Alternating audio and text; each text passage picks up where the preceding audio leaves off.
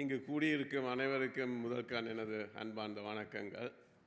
Thanks very much for Dr. Sampath for this opportunity. I have a luxury here, being the last speaker and lunchtime is almost here, so I can moderate it and fine-tune my presentation to a shorter duration, and I promise you that I will actually finish it on time. Looking at the earlier two presentations, one is more detailed, one is, so I'm going to actually pitch it slightly differently. I come from sort of risk management background from tax perspective, so I will actually touch on, from an Australian point of view, what are the new risk management principles which are coming at a high level, and then go into that in a little bit more detail. So, Australia, in the last 1.5 years, has actually, especially in the financial sector, has gone through an enormous change. Primarily, there are 4 big banks, and these banks are actually being looked into by what they call as a royal commission organized by the government. And that is actually looking into basically the independence of the organization from various risk management principles. So right from the board level to the middle level, and then the management executive leadership as well. So coming out of this Royal Commission, which was published about a year ago, a number of principles have been actually come, and I'm sure that will actually be coming through in the other parts of the world as well. And I see that not so much US, Europe is actually adopting similar sort of principles as well. And India probably will go through that sort of changes as well. Although India, I hear that the regulatory setup is actually far to the other extreme, where it's actually very hard to, its compliance is very strong. So look, there are 3 principles I will touch on to. One is what they call as the 3 lines of defense on risk management. Now, 3 lines of defense in organizations, what they are looking, so look at it from the other side of the world. So if you are a taxpayer, and then from an organization's point of view, what are the principles they are looking, how are they perceiving it? 3 lines of defense is principally basically looking at, the first line is the organization's management, which needs to own risk management. Now, risk management in the past has been pretty much a support function in organizations. Now what they are finding is you can't actually keep it as a support function which is only coming at a certain point in time to support. You need to actually embed the risk management across the organizations where the decision making is actually informed. So in order to facilitate informed decision making all across the levels of the organization, they're saying management needs to own up risk management. So that's the first level. Second layer is basically the support functions and the ecology of external support functions and support organizations like legal, as well as taxation, as well as human resource, and so on and so forth. And then the third line of defense is primarily the assurance function, which could be the auditors, external and internal auditors who come to support. So this is the 3 lines of defense. It's primarily been there in some of the large financial organizations like JP Morgan's and large banks and so on. But now actually it's seeping into non-financial sectors very strongly in Australia. So Australia, as some of you may know, is largely a resource-based country. So mining sector is a very large sector, and the second being tourism, which is a huge gap between the income coming from the resource sector and then the second one.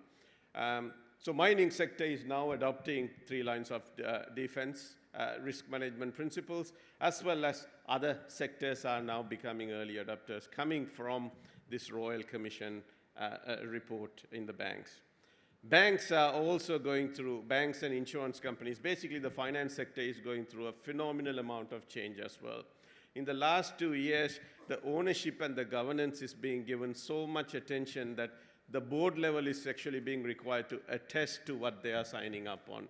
So from a tax risk management point of view, if they're actually creating any offshore mergers and accounting process and so on. In the past, you will still have the rigor of due diligence and so on, but now the ownership is really, the stewardship and the ownership is moved to the board level, where they are to actually own up in terms of formal sign-off processes, and that's actually coming through in the last 1.5 years as well.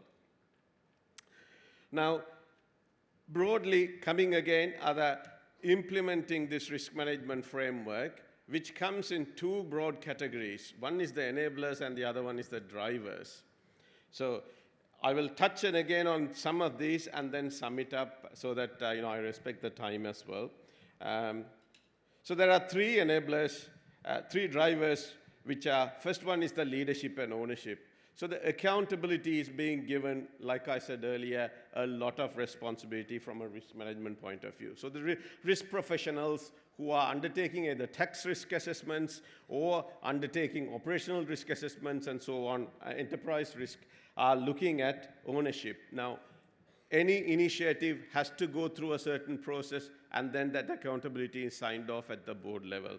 So you have risk appetite statements coming up now. So risk appetite is how much you can actually make a decision based on dollar limits as well as qualitative amounts. So boards and organizations are now developing risk appetite statements to make sure that they are not actually crossing that boundary where the upper and the lower limits on the appetite is stated.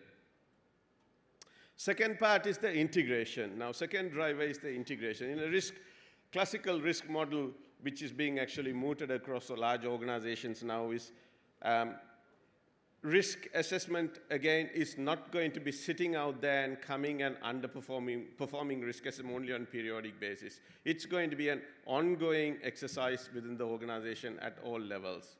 So risk profiling key initiatives, risk profiling assets, risk profiling major acquisitions and so on is actually going through as well. And the strategies are being looked into. Third part is the attitudes and behaviors. Now, attitudes and behaviors are key drivers as well. Now, this is the cultural aspect of risk. Now, culture has been a soft sort of term only being used from a HR point of view in organizations in the past.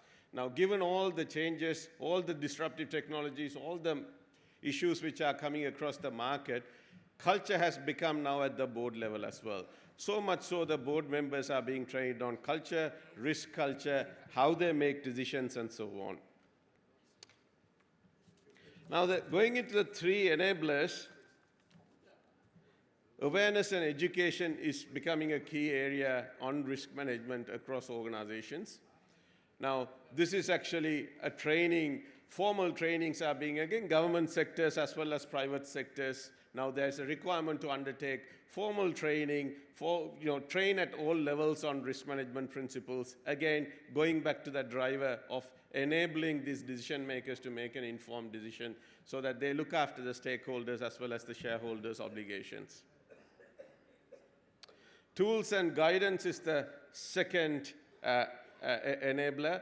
Now, big data has been touched on in the past sessions as well. And in the last 2 days, if I just look at it, there's so many varieties of new aspects which are being discussed around, be it horticulture where the cash crops are being replaced with bamboo growing. In medical, there is new technology coming, robotics coming, and then you look at the arts and dance and so on. You're having sort of robotics combining, hologram combining with the classical arts and so on. So these are all disruptive technologies which is happening in a very short duration of time.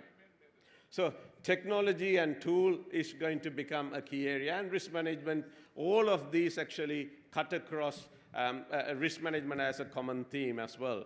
Now, risk management, again, from a tax point of view, again, is going to require tools. I think earlier panel member touched on some of the new software being lobbed across the organizations in Singapore and so on. So look, I think with the big data and information at hand with your mobile phones and so on, risk management is going to become now and immediate. So the decisions are happening immediately, and hence in order to support that, the tools and the data information to support that and enable is going to become imperative. Last part is how the reporting functions. Now, the reporting structure is being changed significantly as well, coming out of these major changes in Australian context. Now, in the past, you've got, the lengthy volumes of standard sort of reports which go to the boards and the audit committees and the subcommittees and the shareholders. Now, actually, they are moving into more pictorial as well as slim reports, dashboards, which are basically presenting what's the story. That's the question is all the boardrooms are asking. Tell me what's the story here. So in other words, they want succinct information which is actually encapsulates all these risks which are emerging on the decisions and then puts it, packages it so that quick decisions can be made as well. So these are the sort of 6 aspects of this Royal Commission which are being pushed into large organizations. Now, tax being a topic, obviously, this is actually being looked into, but it's applicable to all the other risk aspects across the organization as well. I will sum it up actually by saying earlier members touched on 2. One spoke about Benjamin Franklin, and the other one spoke about Bernard Shaw. I might actually touch on my favorite Tirumular, who's 2,000 years, wrote Tirumandiram. And he wrote a nice couplet. So, Ondre kulam oruvane devan nandre ninaipin namanillai namane. So, I think the essence I'm actually interpreting out of this is that this conference, when I look at it in the last 2 days, it's so diverse. It's so diverse from various countries, from various levels, from various business people have come. But there's a unifier here. Unifier is basically the language and the business. And thanks to Dr. Sampath's actually initiative, he's brought this, and the Naman, of course, the literal translation, I'm actually trying to shy away, and I would like to say that there is no end to this conference. I mean, this conference is going to keep on growing. And hence, I see the Tirumandiram actually that stanza through this conference, and I will looking forward to the next session as well. And thank you very much. Thanks for the opportunity.